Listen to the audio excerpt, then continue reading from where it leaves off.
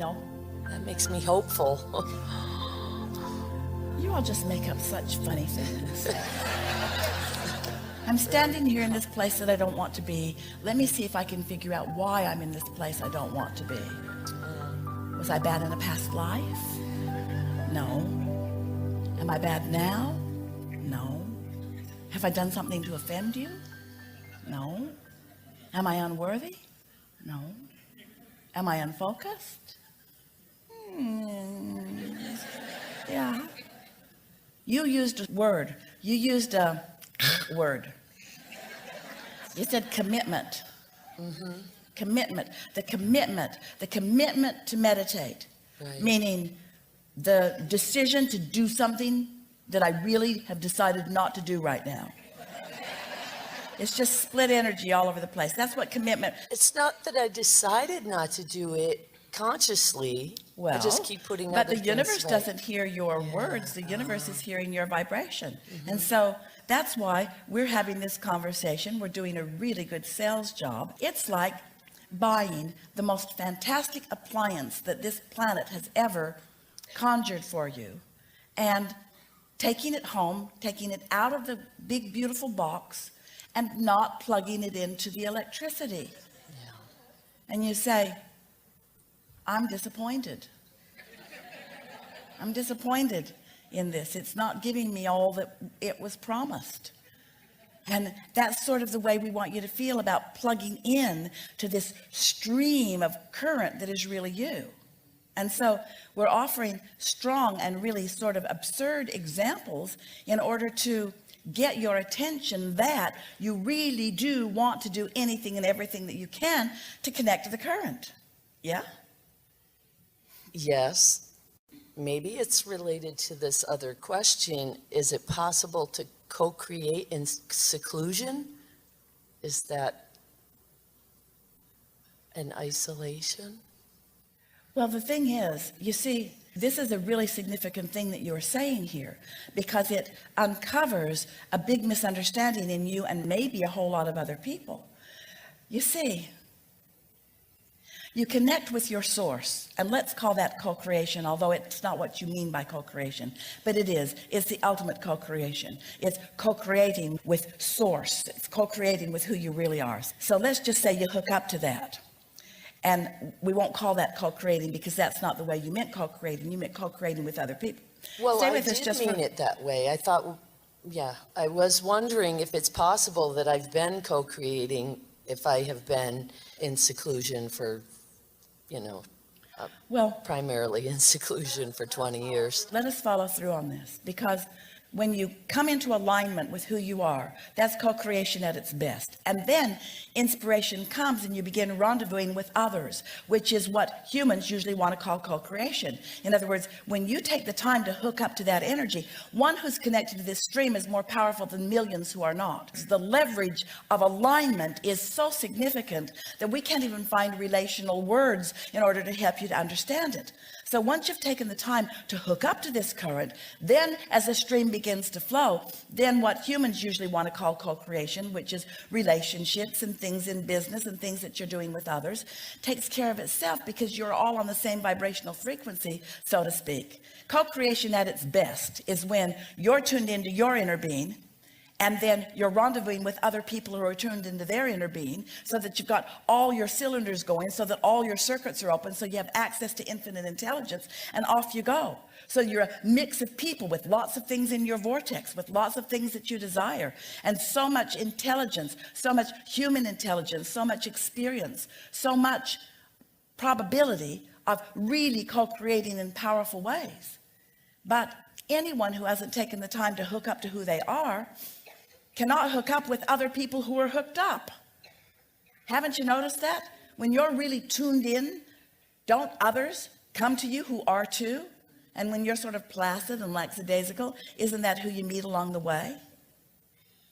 And so, what was your question? Is it possible to co-create in solitude? No, never. Law of attraction does not allow solitude. Law of attraction brings you together, brings you together, brings you together, brings you together, brings you together, brings you together.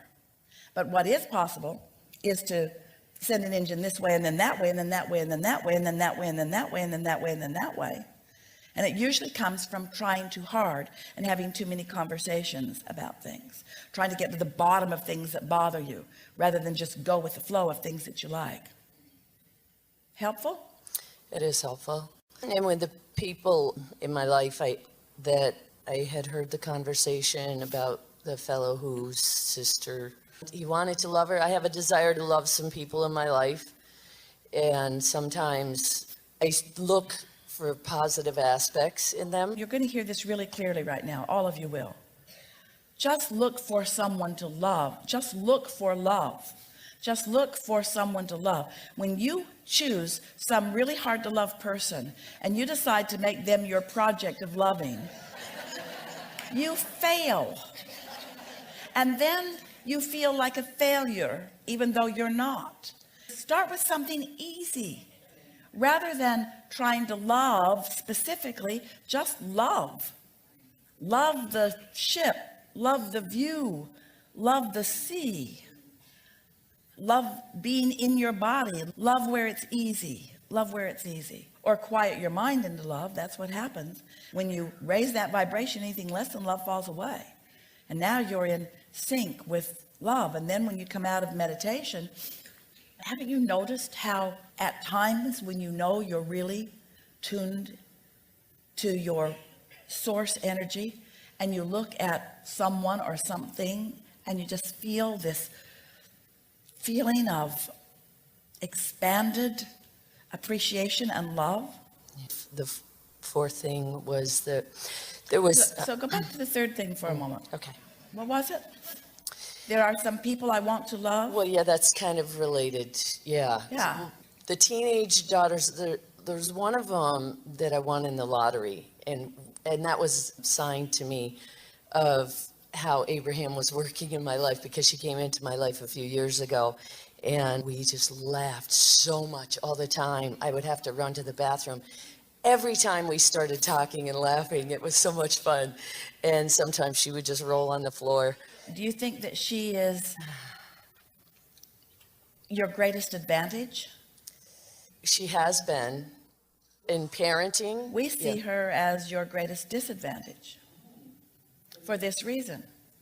She's a condition that when you focus, you don't have to exercise any decision.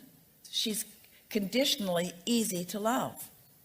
So you don't have to exercise your alignment muscles because you can just observe her. But then that leaves you wanting when you observe someone else that doesn't have that going on. Did you follow that? Interesting. That's really an important thing, because what you're saying to everybody is be like her. One day, Esther was after Jerry about some insignificant thing, and he said, will you do me a favor? And Esther said, anything you want. And he said, pretend like I'm Kate. Because he had never seen Esther ever in a moment of discomfort or upset over Kate, granddaughter Kate. Just pretend like I'm Kate for a few minutes. And Esther really got his point. She really got his point, that she was observing a condition, and the condition was controlling the way she feels. And that's a conditional love that will get you every time, because now you have to control uncontrollable things in order to feel good. But when you show yourself, because you've meditated on a frequent basis, that you can feel good regardless of what's going on, then you get the best from everybody. Or law of attraction doesn't bring you together right here, right now. You see what we're getting at?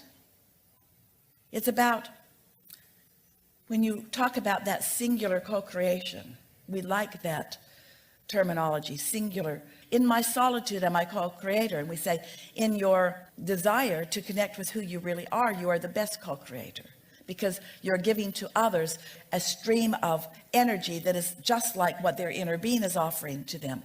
But you are up close and personal. You're like a satellite dish that has beamed it to them in a way that it's more tangible. And so as you stay in your frisky, happy, aligned state of being, then others who are around you do benefit by it. But don't do it for them.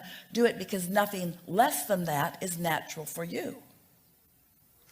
And I have learned that over the past few years, because I was just so serious about everything for so long. And until I You're still pretty started serious. listening to Abraham. You're still pretty serious. Yeah, You're still pretty I serious. am. And we think But that I've gotten a lot friskier. you are perfect in every way. We are not in any way implying that you should be different, but that seriousness is about trying to think it through rather than letting the vibration carry you. Everyone relates to this in some way, don't you? It's the way you've been trained. And again, we want to come back to it. In your physical, action-oriented orientation. How's that for a stream of words? In your physically oriented orientation, where so much of it is about seeing, hearing, smelling, tasting, and touching. It's about action.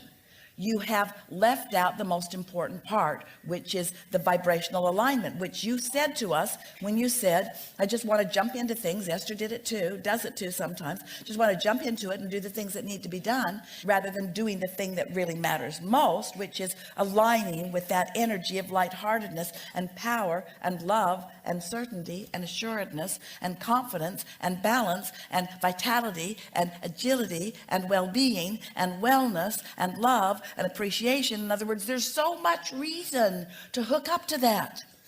So much reason to hook up to that.